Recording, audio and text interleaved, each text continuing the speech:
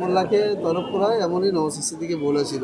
ব্যাংশাল কোর্টে হাজিরার ডেট ছিল, কী হয়েছে সেটা? শওকত মোল্লা কিছু খারাপ কথা নওশাদ সিদ্দিকীর উদ্দেশ্যে কোনো জনসভায় বলেছিলেন, যেটা নওশাদ সিদ্দিকীর সম্মানের সঙ্গে মানে বিরূপ প্রতিক্রিয়া তৈরি হয়েছিল। সেই বিরূপ প্রতিক্রিয়ার বিরুদ্ধে নওশাদ সিদ্দিকী মামলা করেছেন, যে মামলাটা ডিফামেশনের মামলা। সেই মামলা ACMM 2 মানে অতিরিক্ত চিফ মেট্রোপলিটন ম্যাজিস্ট্রেট 2 নম্বর কোর্ট, সেখানে মামলাটা গৃহীত হয়েছিল এবং সেই মামলা 19 নম্বর কোর্টে ট্রান্সফার হয়েছিল।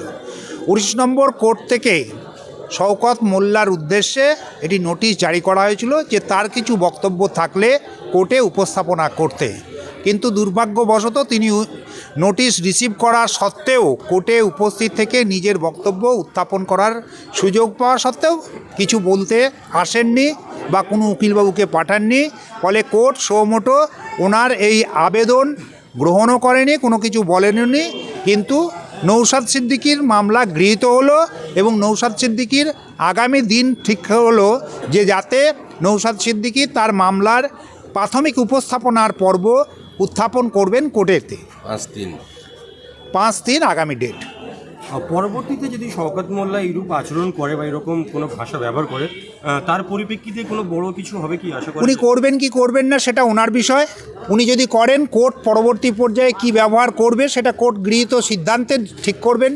আইন এবং আদালত তার হচ্ছে যে বিচার্য বিষয়ে একজন বিচার প্রার্থী যা যা মন্তব্য করবেন তার সবগুলো গৃহীত হবে কি হবে না কোর্ট বিচার করবে। এই যে আজকের কোর্টে ডাকা হলো কিন্তু কোর্টে হাজিরা দেননি, এটা কি কোনো?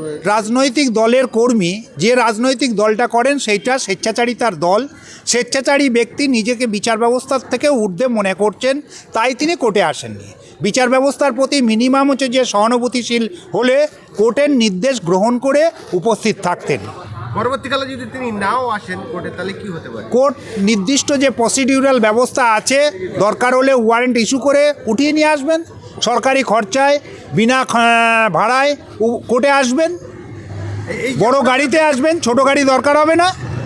যেমন আমরা দেখতে পাচ্ছি যে দেশ তথা রাজ্যের মধ্যে বিভিন্ন জঙ্গি পাওয়া যাচ্ছে, সেই আবহাওয়াতে শওকত মোল্লা নওশাদ সিদ্দিকীকে জঙ্গি বলেছেন এবং শুভেন্দু অধিকারী আবার শওকত মোল্লার নামে জঙ্গি বলেছেন। শওকত মোল্লাও শুভেন্দু অধিকারী। সর্বোপরি যা রাজনৈতিক অবস্থা, রাজ্যের যা অবস্থা, তাতে আইনের শাসন প্রতিষ্ঠিত নয়। আইনের শাসন প্রতিষ্ঠিত না হওয়ার জন্যে এখানে বিভিন্ন রকম কাজকর্ম চলছে। এগুলোও তার হচ্ছে যে বিক্ষিপ্ত ঘটনা। ওনারা একে অপরকে দোষারোপ করে যাচ্ছেন, বাস্তবতাবিহীন কিছু কথাবার্তা